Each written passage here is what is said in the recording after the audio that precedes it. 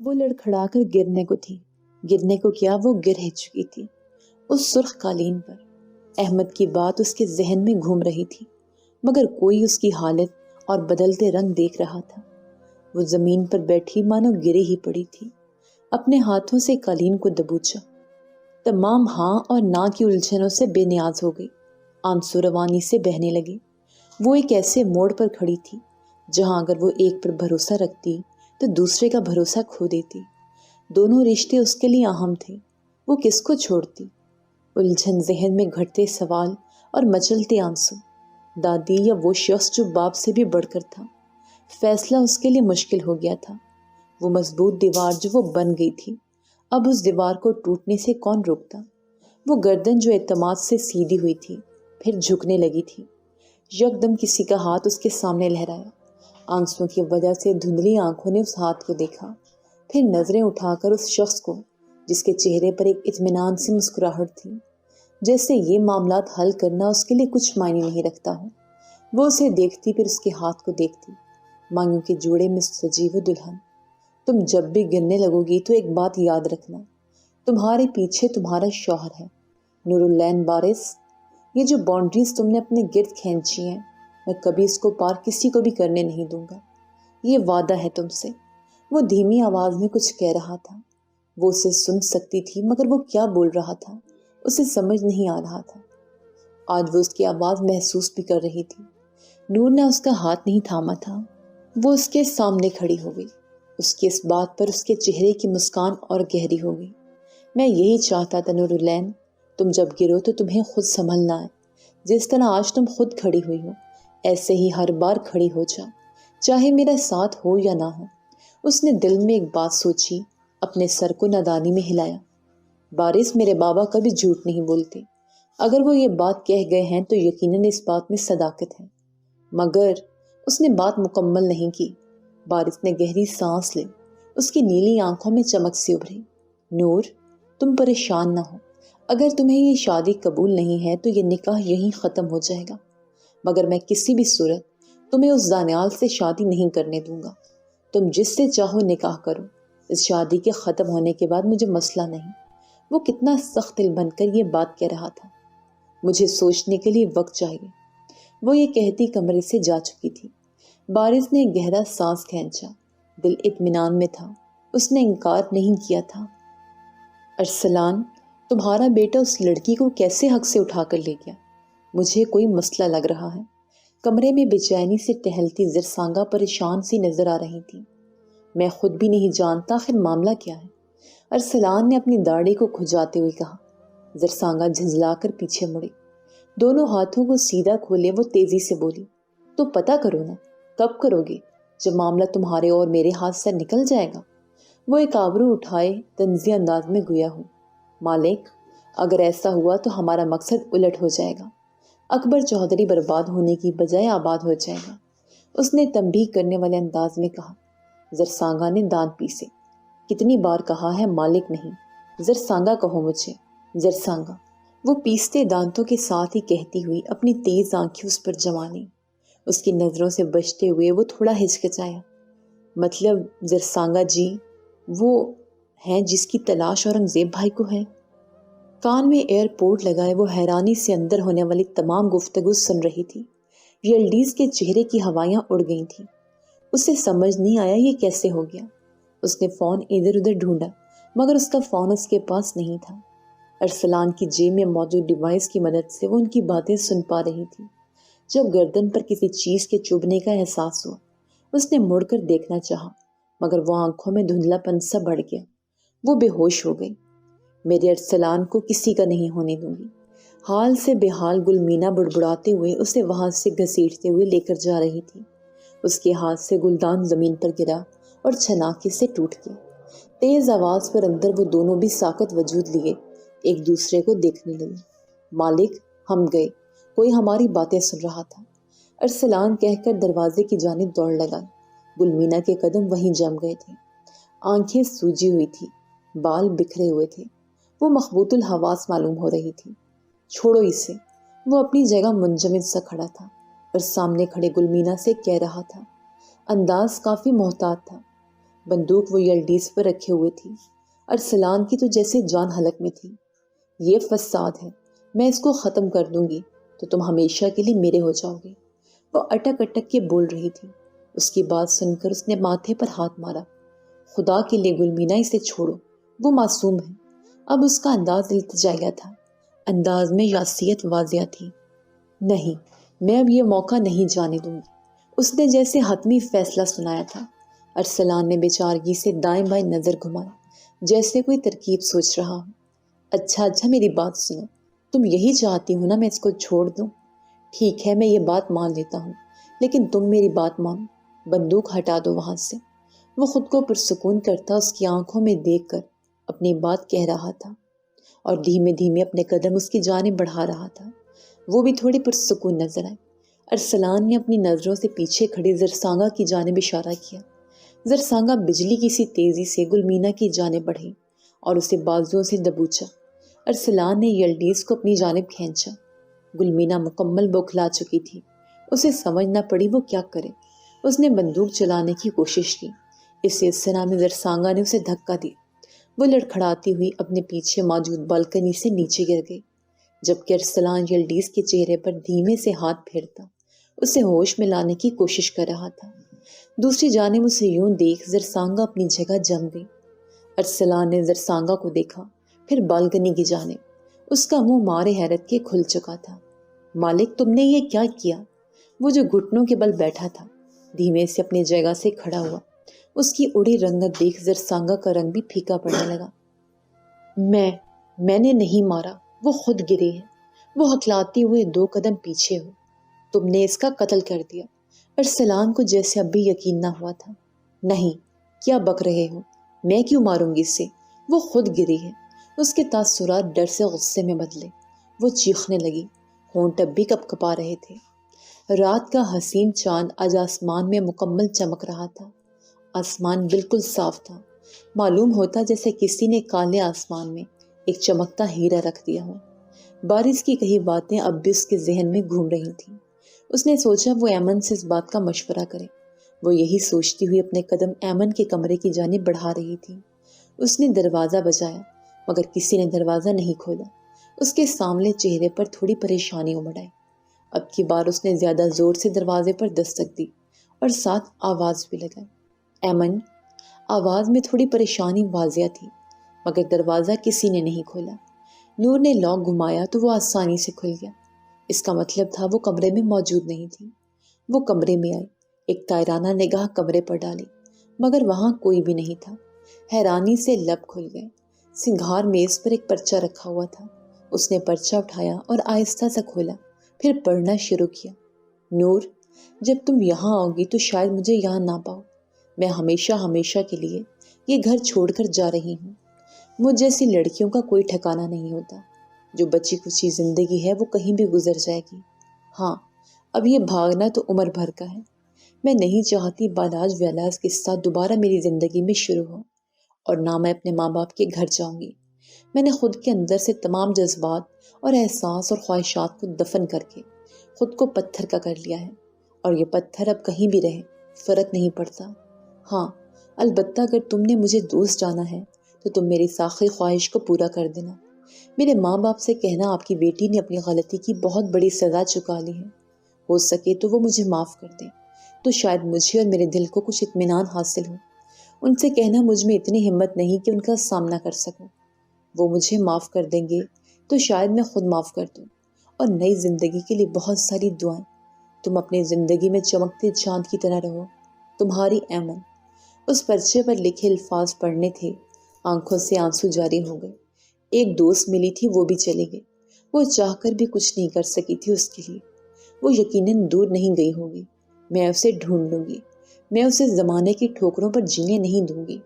वो आंसू पोंछते हुए अपने सफेद सूट का सफेद दुपट्टा सर पर डालते हुए नीचे की जानिब भागी।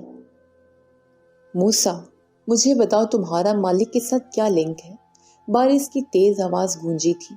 वो हवेली के तहखाने में मौजूद था, जहां बिल्कुल खामोशी थी, और उस जगह की हालत भी खस्ता थी। दीवारों के कोने पर मकड़ियों ने जाले बनाए हुए थे। फर्श भी सादा था, जहां पेंट के निशान थे। मूसा कुर्सी पर रस्सियों से बंधा हुआ था। بس ایک پیلا بلب تھا جو اس جگہ کو پراسرار بنا رہا تھا۔ میں نہیں جانتا، میں کسی مالک کو نہیں جانتا۔ اس کی آنکھوں میں آنسو تھے، جیسے وہ اپنی بے گناہی چاہتے ہوئے بھی ثابت نہیں کر پا رہا تھا۔ تو جھٹلا دو یہ انگوٹھی، تم نے اپنے ہاتھ سے مجھے نہیں دی تھی۔ یہ انگوٹھی کہاں سے آئی تھی تمہارے پاس؟ وہ اپنے ہاتھ کی انگوٹھی کی جانب اشارہ کرتے ہوئے بولا، بارش بھائی میں نہیں جانتا، میں بس اتنا جانتا ہوں میں نے یہ خالہ کے صندوق سے اٹھائی تھی۔ وہ بیچارگی میں کہہ رہا تھا، مالک کا بالکل اس جیسے انگوٹھی پہننا محض اتفاق تو نہیں ہو سکتا۔ خدا کے لیے اب یہ نہ بولنا کہ دادی مالک ہیں۔ وہ اپنے غصے کو ضبط کرتا مٹھی بنائے اور دانت بھینچے گویا ہوا، مجھے اس بات کا افسوس ہے کہ تمہیں میری وفاداری پر شک ہے۔ ارے یہ موسیٰ اپنی جان دے دے گا مگر غداری نہیں کرے گا۔ وہ افسوس کے ساتھ بارش کو دیکھ رہا تھا۔ موسیٰ مجھے شک نہیں ہے، مگر حالات نے مجھے اس دائرے میں کھڑا کر دیا ہے کہ میں کسی پر بھروسہ نہیں کر سکتا۔ وہ آخری نگاہ موسیٰ پر ڈالتا وہاں سے نکل گیا۔ گہری خاموشی میں اس کے جوتوں کی چاپ بالکل صاف سنائی دے رہی تھی۔ اس کو بعد میں دیکھیں گے، لاش کو ٹھکانے لگانا ہوگا، اس سے پہلے کوئی دیکھ لے۔ ارسلان نے اپنی داڑھی پر ہاتھ پھیرا، تیزی سے اپنے ارد گرد نظریں دوڑائیں۔ زرسانگا بھی اس کے ہاں میں ہاں ملانے لگی۔ وہ دونوں گلمینا کی لاش کو ٹھکانے لگانے کی غرض سے نیچے بھاگے۔ سردیوں کی رات تھی، خنکی ہوا کی سرسراہٹ کانوں سے گزر رہی تھی۔ ٹھنڈ کی وجہ سے سناٹا بھی تھا، دھند حد درجہ تھی۔ نور اب لان میں موجود تھی، اس کی نظر موسیٰ کو ڈھونڈ رہی تھی۔ بھرے مہندی والے ہاتھ اور اپٹن کی مہکتی خوشبو۔ اس نے اپنا لباس تبدیل کر لیا تھا، اب وہ سفید لباس پہنے ہوئے تھی۔ وہ موسیٰ کو دیکھنے لان کے پچھلے حصے کی جانب پہنچی۔ جب اسے بالکنی کی سیدھ میں بالکل نیچے کسی کا خون بھرا ہاتھ دکھائی دیا، وہ سہم گئی، لبوں پر جیسے کفل بن گیا۔ خون جما دینے والی ٹھنڈ میں مزید اضافہ ہوا۔ اس نے دھیمے سے قدم بڑھائے اور اس کے قریب گئی۔ اس کی نظر گلمینا کے وجود پر پڑی، اس کی چیخ نکل گئی، اس کے ہاتھ پاؤں میں ارتعاش پیدا ہوا۔ وہ زمین پر گری، پھر پیچھے ہوئی۔ اس کی چیخ کی آواز پر زرسانگا اور ارسلان کے قدم رک گئے۔ وہ جانتے تھے کسی نے گلمینا کو دیکھ لیا تھا۔ دادی، بابا، بارش، اس نے روتی ہوئی آواز میں کہا۔ لب اور جسم ہنوز کانپ رہا تھا، جیسے درجہ حرارت منفی میں چلا گیا ہو۔ وہ وہیں دیکھے روئی جا رہی تھی۔ بارش بیسمنٹ سے اوپر کی جانب آیا تھا، اس کی چیخ پر لان کی جانب تقریباً بھاگتا ہوا آیا۔ ارسلان باہر جانے لگا، مگر زرسانگا نے اس کا ہاتھ پکڑ کر اشارے سے منع کیا اور واپس جانے کی تلقین کی۔ بارش اس کی حالت دیکھ گھبرا چکا تھا۔ نور العین ماتھے پر حیرانی اور تفکر کے بل ڈالے وہ وہاں کھڑا تھا۔ نور سرد سے اپنی جگہ سے اٹھی اور بھاگتے ہوئے اس کے سینے سے جا لگی۔ خوف سے اس کے ہاتھ اب بھی کانپ رہے تھے۔ وہ اپنا سر اس کے چوڑے سینے پر رکھے ہوئے تھی اور کسی خوف زدہ بچے کی طرح اپنی آنکھیں کس کر میچی ہوئی تھیں اور اس کی شرٹ کو مٹھیوں سے پکڑا ہوا تھا۔ وہ اس کی حالت پر کافی حد تک مضطرب نظر آیا۔ اس کے آنسو اب ہچکیوں میں تبدیل ہو گئے تھے۔ بارش اس کی ہچکیوں کی آواز سن کر سوچوں کا تسلسل توڑتا اب اس کی جانب متوجہ تھا۔ اس کی اتنی ہمت نہ تھی کہ وہ اسے چپ کروا سکے۔ اس کے ہاتھ نہیں اٹھ رہے تھے۔ بارش نے گہری سانس لی۔ اس کی نیلی آنکھوں میں چمک کی بجائے آج پریشانی تھی۔ اس نے دھیمی اور کپ کپاتے ہوئے ہاتھوں سے نور کے بالوں میں ہاتھ پھیرا۔ دھیمے دھیمے وہ اس کی حالت کو ٹھیک کرنے کی کوشش کر رہا تھا۔ نور، کیا ہو گیا ہے؟ بتاؤ مجھے، کیوں اتنا ڈری ہوئی ہو؟ اس کے ذہن میں خدشہ تھا، شاید مالک نے اسے کوئی دھمکی دی ہو یا دانیال نے کچھ کہا ہو۔ نور، بتاؤ مجھے، دیکھو گھبراؤ نہیں، میں تمہارے ساتھ ہوں۔ اس نے دھیمے سے پوچھا، انداز کافی نرم تھا۔ وہ تھوڑا پیچھے ہوئی۔ بارش نے اریاں بازو سے پکڑا ہوا تھا۔ وہاں گلمینا، اس نے بالکنی کی جانب اشارہ کیا۔ بارش کی نظر بھی اس کے اشارے کا تعاقب کرتے ہوئے وہیں ٹھہر گئی۔ آگے کا معاملہ وہ خود ہی سمجھ گیا۔ آہ میرے خدا، اس نے زیر لب کہا۔ یہ انداز حیرانی، ناقابل یقین سی کیفیت سے ملا جلا تھا۔ وہ تیزی سے آگے بڑھا جہاں گلمینا تھی۔ اس کے سر سے خون بہہ رہا تھا۔ اس نے نبض چیک کی جو چل رہی تھی۔ یہ کس کی حرکت ہے؟ اس نے کمر پر ہاتھ رکھ کر الجھن زدہ چہرے سے ارد گرد دیکھا، پھر اس نے جیب سے فون نکالا۔ نمبر ڈائل کرتا وہ پیچھے کو مڑا اور نور سے مخاطب ہوا۔ نور، تم اندر جاؤ اپنے کمرے میں، اور ہاں سنو، اس بارے میں کسی کو کچھ نہیں بتانا۔ اس نے فون کان سے لگاتے ہوئے کہا۔ نور اس بات میں گردن ہلاتی ہوئی اندر کی جانب بھاگی۔ اظہار، جلدی لان کی طرف آؤ، جلدی کا مطلب جلدی۔ اس نے تنبیہ کرنے والے انداز میں کہا، پھر فون کاٹا اور کمر پر ہاتھ رکھے گہری سوچ میں اسے دیکھنے لگا۔ ہو نہ ہو یہ مالک کی حرکت ہے، وہ گھر کا ہی کوئی افراد ہے، مگر کون؟ موسیٰ نہیں ہے، جانتا ہوں، مگر جن پر مجھے شک تھا وہ اس حالت میں میرے سامنے پڑی ہیں، تو کیا وہ میرے بابا؟ نہیں، ایسا نہیں ہو سکتا۔ وہ اپنے نچلے لبوں کو اپنے دانت سے کاٹتے ہوئے سوچ رہا تھا۔ پھر اس نے اپنی گاڑی کے پچھلے حصے میں انہیں لٹایا اور اظہار کو ڈرائیونگ سیٹ پر بٹھایا اور خود ان کے پاس بیٹھ گیا۔ اظہار، یہ ہمارے لیے مالک تک پہنچنے کی ایک اہم اور شاید آخری سیڑھی ہے۔ مجھے ہر قیمت پر ان کو کچھ ہونے سے بچانا ہے۔ جلدی چلو۔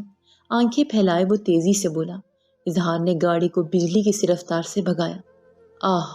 ابھی گاڑی خراب ہونی تھی، وہ اپنی زبان میں کہتی بیزاری سے منہ بگاڑتی ہوئی گاڑی سے نیچے اتری۔ جینز اور لانگ کوٹ اس نے زیب تن کیا ہوا تھا اور سر پر کس کر حجاب باندھا ہوا تھا۔ وہ مدد کے لیے ارد گرد نظریں دوڑا رہی تھی۔ کبھی کبھی وہ ہاتھ میں بندھی گھڑی کو بھی دیکھ لیتی اور تیوری چڑھا لیتی۔ ابراہم، پک اپ دا کال۔ وہ بے چینی سے ٹہلتی ہوئی کال ملانے لگی۔ اس نے دیکھا سامنے سے کوئی بھاگتا ہوا آ رہا ہے۔ اس کا سفید چہرہ پھیکا پڑنے لگا۔ ابراہم کی لوکیشن ہے، یہاں جلدی پہنچے۔ اس نے ترکش زبان میں وائس نوٹ چھوڑا اور خود گاڑی کے پیچھے چھپ گئی۔ وہ خود کو پرسکون کرتی سامنے کی جانب دیکھنے لگی جب ایک لڑکی بھاگتی ہوئی اس جگہ پہنچی۔ گاڑی کی ہیڈ لائٹس ابھی بھی جل رہی تھی۔ مریم نے سر پیٹا۔ اس کے پیچھے ایک لڑکا بھاگتا ہوا آیا۔ قد میں لمبا چوڑا تھا۔ وہ اس لڑکی کے گدی سے بال پکڑ کر اسے بری طرح پیٹ رہا تھا۔ مریم نے آہستہ سے آگے بڑھ کر گاڑی کی ہیڈ لائٹس آف کی۔ وہ اسے کچھ بول رہا تھا مگر مریم کو ان کی بات سمجھ نہیں پا رہی تھی۔ کوپک، اس نے اپنی زبان میں سامنے کھڑے شخص کو سلواتیں سنائی۔ ایک ڈنڈا اٹھا کر اس شخص کے سر پر دے مارا۔ اس شخص نے اپنا سر پکڑا اور درد سے کراہتا ہوا پیچھے مڑا۔ ذلیل عورت، اس نے مشکل سے اپنی آنکھیں کھولی۔ سر پر چوٹ لگی تھی، خون بہہ رہا تھا۔ وہ اس کو کیا بول رہا تھا مریم کو سمجھ نہیں آیا، مگر اس کے انداز اور تاثرات سے معلوم ہوتا کہ وہ کچھ اچھے الفاظ نہیں تھے۔ یکدم پولیس کا سائرن بجا۔ وہ شخص ہڑبڑا کر لڑکھڑاتا ہوا وہاں سے بھاگنے لگا۔ کمینے، کہاں جا رہے ہو؟ بڑے آئے تم بہادر، بزدل کہیں گے۔ وہ ترکش زبان میں اسے سلواتیں سناتی اب سامنے کھڑی لڑکی کی جانب آئی۔ دراصل یہ اس کے فون سے سائرن کی آواز آئی تھی جو کہ جان بوجھ کر اس نے آن کیا تھا تاکہ وہ ڈر کر بھاگ جائے، اور ایسا ہی ہوا۔ پولیس کا سائرن سنتے ہی وہ 9-2-11 ہو گیا۔ سلام، I am doctor Maryam Abraham. اس نے اپنا تعارف کروایا۔ یو، اس نے اس کی جانب دیکھا۔ سمر عبید، کپ کپاتے ہونٹوں سے نام ادا ہوا۔ اینڈ ہو از ہی؟ اس نے سوال کیا۔ وہ دونوں مریم کی کار کے ساتھ کھڑے تھے۔ ہی از مائی ہسبینڈ۔ اس نے نظریں چرائی۔ اللہ اللہ، اس نے افسردگی سے سر کو ہلایا اور سر تنفس بھرا۔ اس نے اسے آدھے راستے سے ہی پکڑ لیا تھا۔ وہ بھاگی تھی کہ اپنی جان بچا پائے، اور وہاں اس کی ملاقات مریم سے ہو گئی۔ یہ وہی مریم تھی جس کو یلڈیز نے اکیلا چھوڑ دیا تھا۔ You are Pakistani? اس نے سوالیہ انداز میں ایک آئبروج کا سوال کیا، جس پر وہ اس بات میں سر کو ہلا گئی۔ میرے شوہر بھی پاکستانی ہیں، اس نے ٹھوٹی پھوٹی اردو میں کہا، جس پر ایک تھکی سی مسکان اس کے چہرے کے گرد گھومی۔ صبح کی چمک آنکھوں کو بھا جانے والی تھی۔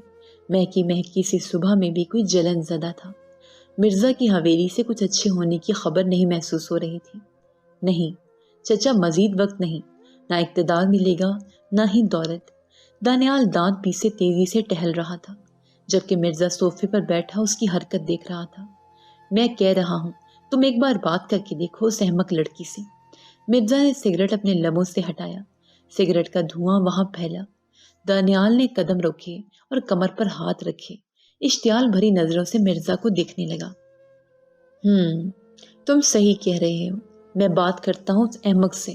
وہ منہ پر ہاتھ پھیرتا دروازے کی جانب بڑھا، پھر دروازے کی دہلیز پر رکا۔ براؤن پینٹ اور سکن شرٹ میں وہ ملبوس تھا۔ بال پہلے کے مقابلے میں تھوڑے بڑے ہو گئے تھے۔ وہ مڑا۔ سنو، یہ پولیس کا چکر چھوڑو، ہم سیدھا انکاؤنٹر کریں گے اس یوسف کا۔ وہ یہ کہتا اب اپنے راستے جا چکا تھا، جبکہ مرزا اس کی جنونیت پر ہکا بکا رہ گیا۔ میری بیٹی مجھے نہیں پہچان رہی، اور جانتے ہو یہ کتنا تکلیف دہ ہے، اور اس کے ذمہ دار تم ہو۔ امارا نے اسے دیکھا، دل میں عجیب سی گھٹن تھی۔ میں نے کبھی یہ نہیں چاہا تھا، مجھے معاف کر دو، مجھے بتاؤ، میں اس سے بات کروں گا۔ اورنگزیب سامنے کرسی پر بیٹھا تھا۔ نظریں جھکائے. تم اس کے باپ ہو, تمہارا حق ہے, تم اس کے پاس جاؤ. غیر مرئی نکتے کو گھورتی ہوئی بولی. لیکن میں پہلے بات کروں گی اس سے. سامنے میز سے اپنا ہینڈ بیگ اٹھاتی وہ خفیف انداز میں گویا ہوئی اور اس کا جواب سنے بغیر ہی وہاں سے چلی گئی. وہ سرد آہ بھرتا ہی رہ گیا. بے چینی سے کمرے میں وہ ٹہل رہی تھی. ساری رات بھر وہ سو نہیں سکی تھی اور بارش کی ہدایت کے مطابق وہ کسی کو بتا بھی نہیں سکتی تھی کہ کل کیا ہوا تھا. یا اللہ ان کی حفاظت کر. دل ہی دل میں وہ دعا کرتی بار بار گھڑی کی جانب دیکھ رہی تھی. بارش کی کل سے کوئی خبر نہیں تھی. گھڑی صبح کی 10 بجا رہی تھی. دروازے پر دستک ہوئی. اس کا دل دھڑکنے لگا. خود کو پہلے شیشے میں دیکھا, پھر گہرا تنفس بھرا اور اپنے چہرے کے پریشان تاثرات بحال کرنے کی کوشش کی. پھر دروازے کی کنڈی کھولی. سامنے زرسانگا کھڑی تھی. وہ یقیناً معاملے کی ٹو لینے آئی تھی. دادی آپ؟ اس کے نہ چاہتے ہوئے بھی مختلف تاثرات چہرے پر جھلکنے لگے. ہاں میں. اندر نہیں بلاؤ گی؟ انہوں نے مصنوعی محبت بھرے لہجے میں کہا. ان کی بات پر اس کے اسپاٹ چہرے پر کچھ تاثرات آئے. اس نے دروازے کو پورا کھول دیا. زرسانگا اندر آئی. اس کے کمرے کی بکھری حالت دیکھی. انہیں کچھ مشکوک لگا. چندا یہ کمرہ اتنا پھیلا ہوا کیوں ہے؟ انہوں نے اپنی پشت پر کھڑی نور سے پوچھا. وہ کبھی کبھی اسے ایسے القابات سے نوازتی تھی. وہ پیچھے کھڑی انگلیاں چٹخا رہی تھی. ان کے سوال پر گڑبڑا گئی. کچھ جواب نہ ملنے پر انہوں نے پلٹ کر اسے دیکھا. میں کچھ پوچھ رہی ہوں. ایک آئیبرو اٹھائے سوال کیا گیا, مگر نور نے نظریں دائیں بائیں گھمائیں جیسے وہ سوچ رہی ہو جواب کیا دینا ہے. وہ دادی, اس نے دھیمے سے کچھ کہا. اچھا اس کو چھوڑو, تمہیں یوسف کا پتہ ہے وہ کہاں ہے؟ وہ اب اس کے بستر پر بیٹھ چکی تھی جبکہ وہ ان کے سامنے ہی کھڑی تھی. نہیں, اس نے جھٹ سے جواب دیا. زرسانگا نے ستائشی انداز میں اسے دیکھا جیسے وہ اس کے جھوٹ بولنے پر داد دے رہی تھی. اچھا صبح سے دکھا نہیں وہ. آج تمہارا نکاح بھی ہے, کتنے کام ہیں صبح سے. تم ایک کام کرو, گلمینا کے ساتھ پارلر چلی جانا. انہوں نے اداکاری کی حدیں عبور کی. واللہ اگر کوئی فلمی دنیا میں ہوتی تو یقیناً وہاں کی ملکہ ہوتی.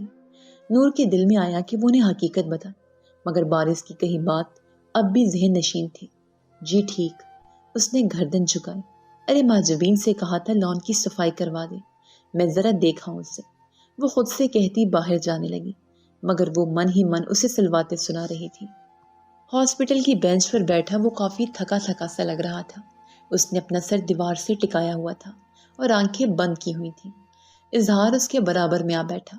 آہٹ پر اس نے آنکھ کھول کر دیکھا. اس کی آنکھیں رات بھر جاگنے کی وجہ سے سرخ ہو رہی تھیں. آواز میں ٹھہراؤ تھا.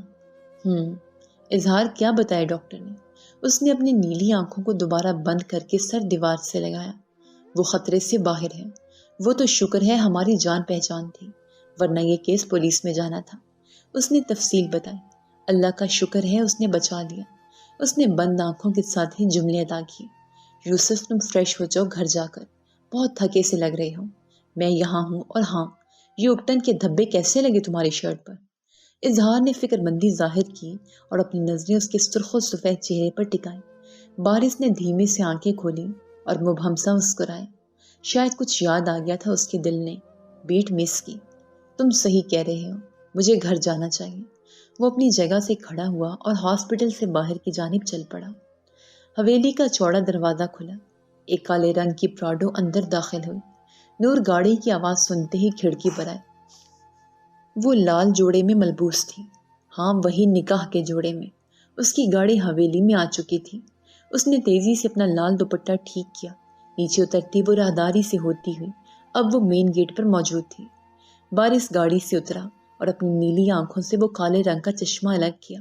وہ کچھ پل اسے محویت سے دیکھتا رہا. بارش, خالہ ٹھیک ہے؟ اس نے سوال کیا, مگر وہ یکٹک اسے دیکھتا رہا. بارش, اب کی بار وہ تھوڑی تیز آواز میں بولی. وہ سوچوں کا تسلسل توڑتا حقیقت میں آ چکا تھا. ہاں, اس کے تاثرات یوں تھی جیسے کسی گہرے طلسم سے آزادی ملی ہو. خالہ کیسی ہیں؟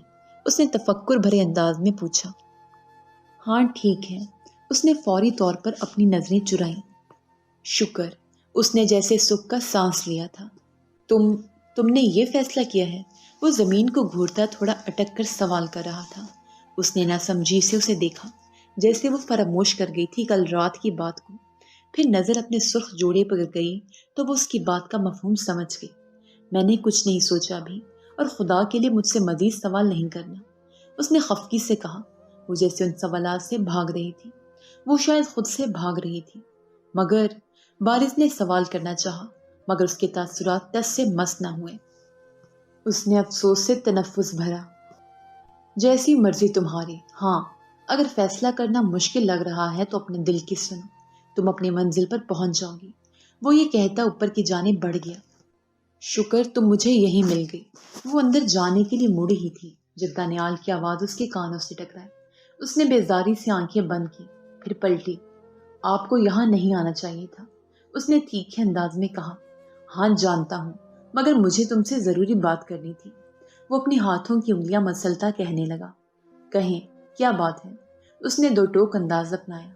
دانیال نے ارد گرد دیکھا۔ ایسے یہاں؟ اس نے تیوری چڑھائے سوال کیا۔ جی یہاں۔ اس کا انداز کافی اکھڑا سا تھا۔ دانیال نے کڑوے گھونٹ پیے۔ کیا وقت آ گیا ہے، اس جیسے کے بھی نخرے اٹھانے پڑیں گے، اس نے کھا جانے والی نظروں سے گھورتے ہوئے اپنے دل میں سوچا، پھر گہرا تنفس بھرا۔ دیکھو آج ہمارا نکاح ہو جائے گا، پھر تم میری بیوی بن جاؤ گی۔ وہ اب دھیمے سے قدم بڑھاتا اس کے مقابل کھڑا تھا۔ میں تمہارے لیے یہ گجرے لایا تھا۔ اس نے پیچھے ہاتھ میں چھپے گجرے اب ظاہر کیے۔ میں تمہیں یہ پہنانا چاہتا ہوں۔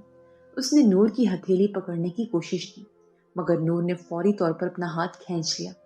اچھا اوکے، تمہیں پسند نہیں ہے۔ اس نے اپنے دونوں ہاتھ اٹھائے اور غلطی قبول کی۔ اس نے دانیال کی موجودگی میں وحشت ہونے لگی تھی۔ دل نے ٹھک سے فیصلہ سنایا۔ دیکھیں دانیال، آپ بہت اچھی انسان ہیں، اور میں آپ کو ایک بات سچ اور واضح کر دینا چاہتی ہوں۔ اس نے نظریں جھکائی، اس کا دل تیزی سے دھڑک رہا تھا۔ کہو، اس نے جواباً کہا۔ نور نے گہرا تنفس بھرا۔ وہ ہمت جمع کر رہی تھی۔ میں آپ سے شادی نہیں کرنا چاہتی۔ اس نے صاف گوئی اختیار کی۔ سامنے دانیال کے چہرے پر مسکراہٹ تھی۔ اچھا تو تم بھی مذاق کرتی ہو؟ وہ مسکراتا ہوا کہہ رہا تھا۔ نہیں، یہ مذاق نہیں ہے، اور نہ ہی میرا آپ سے کوئی مذاق ہے۔ اس کا انداز سخت تر تھا۔ میں آپ سے شادی نہیں کرنا چاہتی۔ اس نے حتمی فیصلہ سنایا تھا۔ ٹھیک، اور وجہ کیا ہے؟ اس نے ماتھے پر بل ڈالے سوال کیا۔ اس کے اندر اٹھتا آگ کا لاوا وہ نہیں دیکھ سکتی تھی۔ میری شادی یوسف سے ہو چکی ہے، میں اس کی ہوں، اور ہاں بہتر یہی ہوگا کہ آپ یہاں واپس نہ آئیں۔ اس نے آنکھوں میں آنکھیں ڈالے جواب دیا۔ دانیال کو سمجھ نہیں آیا اس کے ساتھ ہوا کیا ہے۔ بنے بنائے پلان کا ستیہ ناش کر دیا تھا۔ اس کے اندر کا وحشی باہر آیا۔ اس نے نور کو بازوؤں سے دبوچا۔ واہ، شادی کے وعدے میرے ساتھ اور شادی کسی اور سے رچا لی۔ اس نے دانت پیس کر کہا۔ یہ کیا بدتمیزی ہے، میرا ہاتھ چھوڑے۔ اس نے آنکھوں میں آنکھیں ڈالے غصے سے کہا۔ وہ اب کی بار گھبرائی نہیں تھی۔ بدتمیزی ابھی میں نے کی ہی کہاں ہے، خود کو حور پری سمجھا تم نے؟ میں تم سے شادی صرف اس جائیداد کے لیے کر رہا تھا، ورنہ تم میں ایسا رکھا ہی کیا ہے، بدصورت کہیں کی۔ اس نے جھٹکے سے اس کا بازو چھوڑا۔ اس پر دانیال کی حقیقت واضح ہو گئی تھی۔ غصے میں وہ اپنا آپا کھو چکا تھا، اور اس بھیڑیے یوسف کو تو میں دیکھ لوں گا۔ اس نے غصے کی وجہ سے سرخ ہوتی آنکھوں سے کہا۔ جیسے تیرے باپ نے در در کی ٹھوکریں کھائی ہیں، اسی طرح یوسف بھی کھائے گا، اور تو اپنی ماں کی طرح تڑپے گی جیسے وہ تڑپ رہی ہے۔ وہ حواس باختہ لوگوں کی طرح بولے جا رہا تھا، یوں معلوم ہوتا جیسے کسی جن نے اس پر لپٹ کر دیوانہ بنا دیا ہو۔ نور کا چہرہ حیرانی اور پریشانی میں غرق تھا۔ نور کی برداشت جواب دینے کو تھی۔ اس نے ایک زناٹے دار تھپڑ دانیال کے منہ پر جڑ دیا۔ دانیال نے اشتعال انگیز آنکھوں سے اسے دیکھا۔ ایک اور تھپڑ اس نے اس کے چہرے پر مارا۔ بے غیرت آدمی! اس نے تیکھی نظروں سے اسے دیکھا اور رنجیدہ خاطر انداز میں گویا ہوں، یہاں سے دفع ہو جاؤ، ورنہ اگر اکبر چودھری نے دیکھا تو زندہ اپنے قدموں پر نہیں جا سکو گے۔ اعتماد سے اٹھے کاندھے تھے، نظروں میں نظریں ڈال کر اسے دھمکی دی گئی تھی۔ دانیال نے اشتعال انگیز آنکھوں سے پہلے اسے دیکھا، پھر حویلی کو۔ وہ باہر نکل گیا۔ وہ منہ میں کچھ بڑبڑا رہا تھا۔ کبھی کبھی اچانک کیے گئے فیصلے آپ کے حق میں بہتر ہوتے ہیں۔ اس نے بارش کی دی گئی نصیحت پر عمل کیا اور نتیجہ اس کے سوچ کے برعکس نکلا۔ وہ فرید اتنا گھٹیا ہو سکتا تھا اس نے سوچا بھی نہیں تھا۔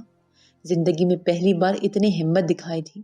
اس کے ہاتھ ابھی بھی کانپ رہے تھے، مگر دل میں سکون تھا کہ پہلی بار وہ اپنے حق کے لیے بولی تھی۔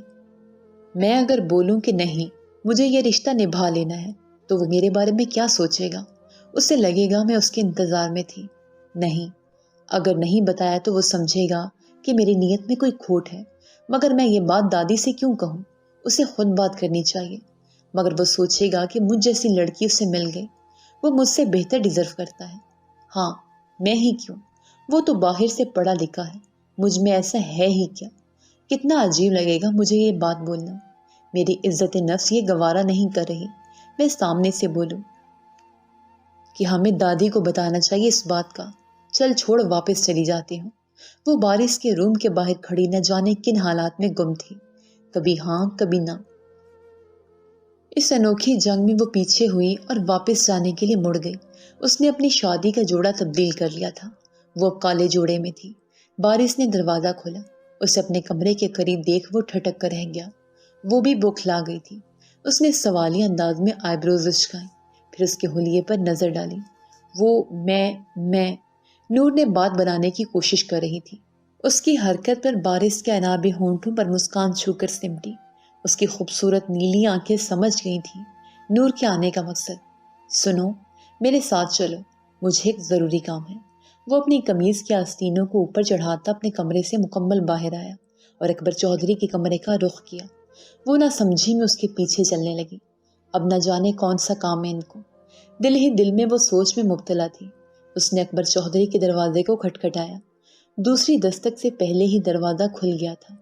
اکبر چودھری کی حالت پہلے سے زیادہ بری تھی۔ اب تو چلنے کے ساتھ ساتھ بنا بھی آہستہ آہستہ اس کا ساتھ چھوڑ رہی تھی۔ زرسانگا انہیں دیکھ تھوڑی شبے میں نظر آئی۔ دادی، اندر آ جاؤں؟ اس نے اجازت مانگی۔ ارے میرے بچے، تمہیں اجازت کی ضرورت پہلے کبھی پڑی ہے؟ آ جاؤ آ جاؤ۔ اکبر چودھری کی آواز اس کی سماعتوں سے ٹکرائی۔ وہ بھی مبہم سا مسکراتا اندر داخل ہوا۔ نور بھی اس کے پیچھے پیچھے ساتھ آئی۔ خیریت؟ آج تم دونوں آگ اور پانی ایک ساتھ؟ زرسانگا نے سوال کیا۔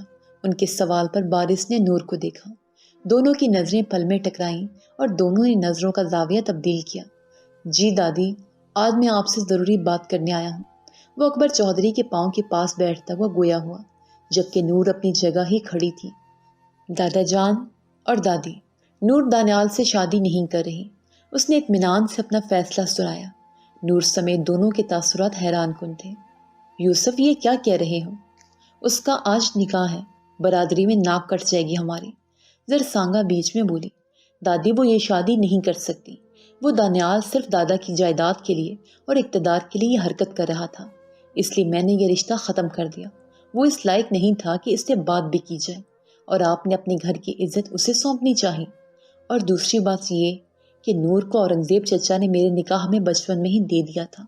اس کی یہ بات زرسانگا کی سماعتوں پر بم کی طرح برسی۔ اس کے چہرے کی ہوائیاں اڑ چکی تھیں۔ اب سوائے یوسف کی موت کے کوئی دوسرا راستہ نظر نہیں آ رہا تھا۔ اور برادری میں بھی یہ بات بتا دیں کہ نور العین اورنگزیب آج سے میری بیوی ہے۔ یہی بات مجھے بتانی تھی آپ کو۔ اس نے نور کی طرف دیکھا، پھر اپنی گھمبیر آواز میں فیصلہ سنایا۔ وہ بغیر بولے نور کی بات سمجھ گیا تھا، مگر کیسے؟ اس نے اس کی آدھی پریشانی ہی دور کر دی تھی۔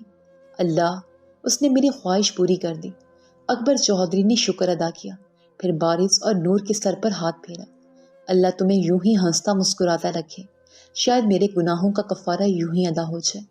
ان کی آنکھیں نم ہوئی تھیں۔ بارش نے ان کی آنسو پونچھے، جبکہ زرسانگا نے زہریلی نظروں سے انہیں دیکھا۔ اور میرا بیٹا اورنگزیب، کیا تم اس سے ملے ہو؟ ان کی آواز میں ایک آس تھی۔ بارش کا دل مٹھی میں بند ہوا۔ نور کی آنکھوں میں بھی چمک مان پڑی۔ اس کا ذکر میرے گھر نہیں ہو سائن۔ زرسانگا نے دیکھا وہ اپنے بیٹے کے لیے پگھل رہا ہے تو فوراً گرم لوہے پر ہتھوڑا برسایا اور اس کے ناکردہ گناہوں کو گنوانے لگی۔ دانیال کی کئی باتیں اس کے ذہن میں گھوم رہی تھیں۔ اس کے باپ کے بارے میں ایک سچائی اب بھی کہیں چھپی تھی۔ اس کا باپ وہ نہیں تھا جو بتایا جا رہا تھا۔ آپ نے میرے فیصلے کے بغیر کیسے برادری میں اعلان کا کہہ دیا؟ وہ کمرے سے باہر نکلے تھے۔ نور نے اس سے سوال کیا۔ اس کے چہرے پر تبسم بکھرا۔ تم نے کہا تو تھا، اب ہر بات کو کہنے کے لیے زبان کی ضرورت تھوڑی ہوتی ہے۔ وہ اپنی دائیں آنکھ کو دباتا مسکراتے ہوئے وہاں سے چلا گیا۔ وہ اس کی حرکت پر اپنی آنکھیں جھکا گئی۔